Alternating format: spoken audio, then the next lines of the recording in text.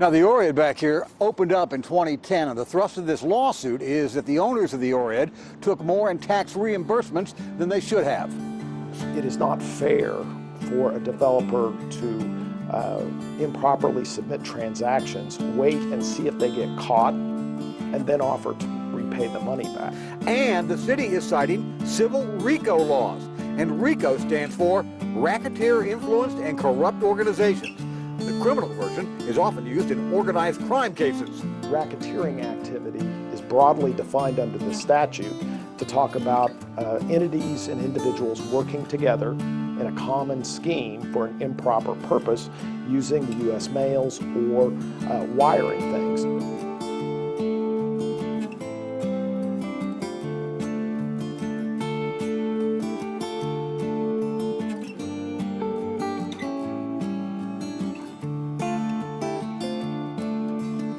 This should never have happened. We should have had a city staff that was on top of this and knew what was going on. This is a failed enterprise.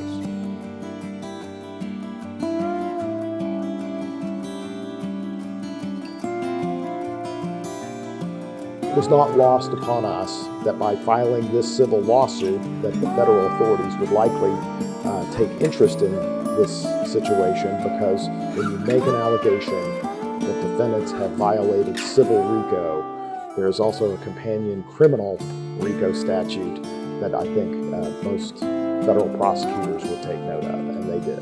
When a loophole appears and someone starts exploiting it, it just reinforces mistrust. So I'm not sure how I could even regain my own trust with these kinds of things, let alone the public's. This was a situation where Mr. Fritzl, over time, continued to push the boundaries of his relationship with the city.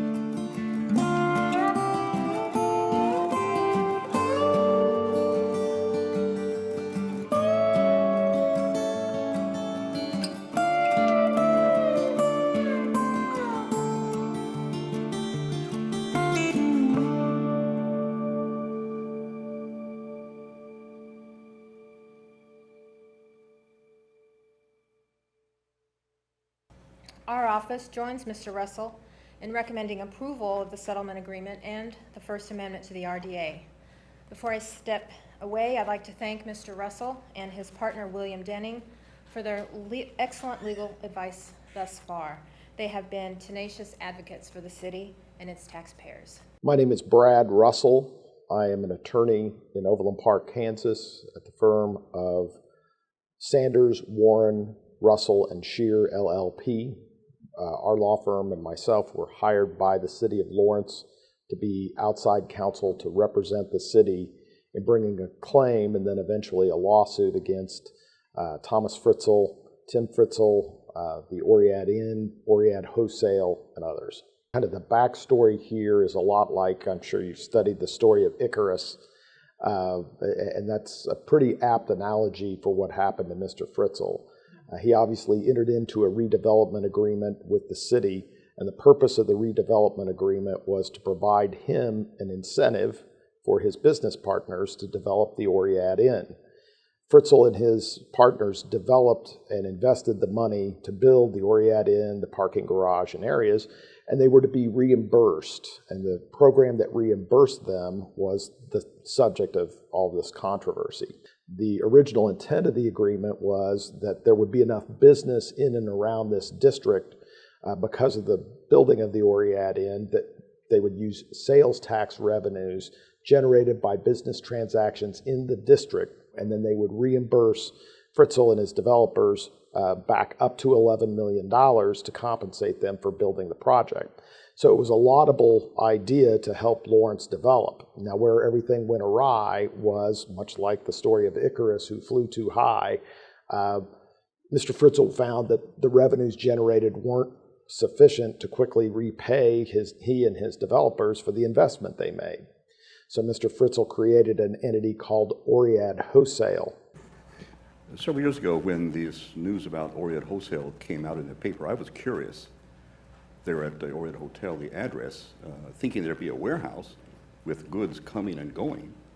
So I was up there several times. I actually went twice up to the front desk, and I said, "Where's Orient Wholesale?" And they said, well, they couldn't say anything. Third time I went up there, the manager came down and took me down to Orient Wholesale. I'd be curious to know how many people in this room, how many city staff, how many people watching at home ever went up to look for Orient Wholesale. We went down into the basement, into the parking garage, into a door back into the HVAC air conditioning system, back where they had all the plumbing and stuff. And right on the left was this door that went into a small room. In that room was a desk, a computer, a refrigerator, and a microwave. Nobody was there. They said, "That's Orient Wholesale." I said, "Gee, there's nothing there." He began over time running all kinds of business transactions through Orient Wholesale under the guise that those transactions were occurring inside the district, because Orient Wholesale was physically located within Orient Inn and therefore in the district. The problem was he would overreach, and he was starting to draw in transactions involving his condo in Colorado. He would involve transactions at his personal residence, others' personal residence. He reached out as far as a car wash in Johnson County, Kansas, and then sought reimbursement for all those transactions through Orient Wholesale and started getting sales tax reimbursements for those transactions through the district.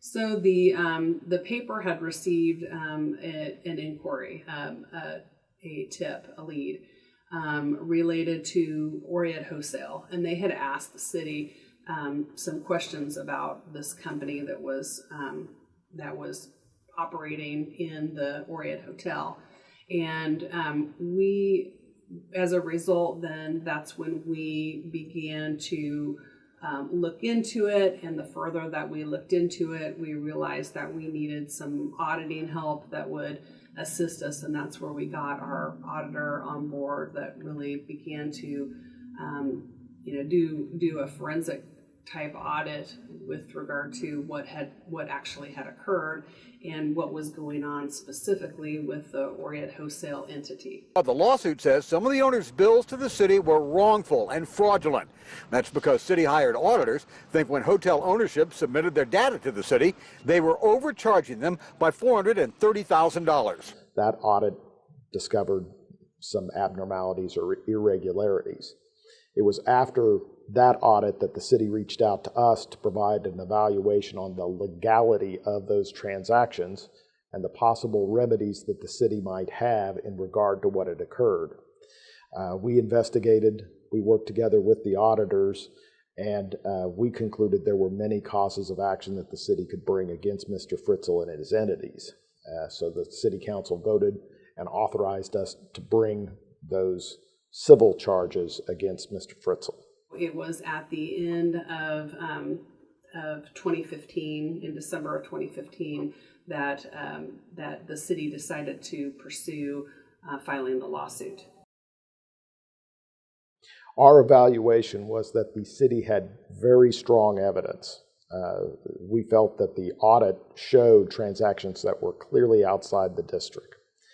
And we came up with a number of legal theories, and the first one that we thought was most powerful was something called civil RICO, and it's a racketeering charge that is traditionally utilized in going after organized crime figures or drug kingpins. But the notion is that you can't use a variety of different corporate entities to break the law and then hide your criminal transactions by using dummy companies. And we saw an analogy to what Mr. Fritzl was doing in creating Orient Wholesale. And we felt like that was a charge that was going to put a great deal of pressure on him to resolve this matter. We predicted that Mr. Fritzl, in fact, could not defend the civil lawsuit. He couldn't go through the civil lawsuit because of his criminal exposure. When you file a response to a lawsuit, that document speaks for you as a defendant. Anything that you say can and will be used against you in a court of law. If he made certain representations in that answer, criminal authorities could then use that against him. So as a result of the lawsuit, as it ended up, we were able to reach a settlement. The settlement was very favorable to the city, I believe. So in the settlement, we were able to achieve a number of things, including Mr. Fritzl had to remove himself as a manager for the Oread Inn, and so the city was involved in okaying a new manager along with the Oread. So that was a significant issue. There was a significant settlement payment that was made to the city in the amount of $650,000.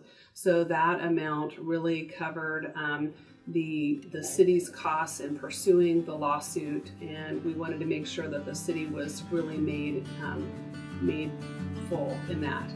I think for this moment in time, this is the best outcome that we can come up with. I am certainly interested in hearing any more about any future criminal cases that may or may not appear, but we don't have any authority over that.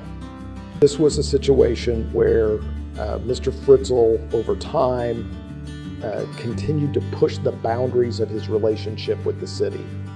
And seemingly little things got bigger and bigger. And he finally, like Icarus we talked about, flew too close to the sun. He came up with this idea, wow, I can really juice up the sales tax revenue I will get back from this agreement if I just start running all different kinds of transactions through Oread Wholesale. And while he thought that was permissible because he was just trying to pay himself back and his investors back, he ran afoul of the law. And you can't manipulate the law to try to, regain money more quickly. So I think he made that fundamental mistake.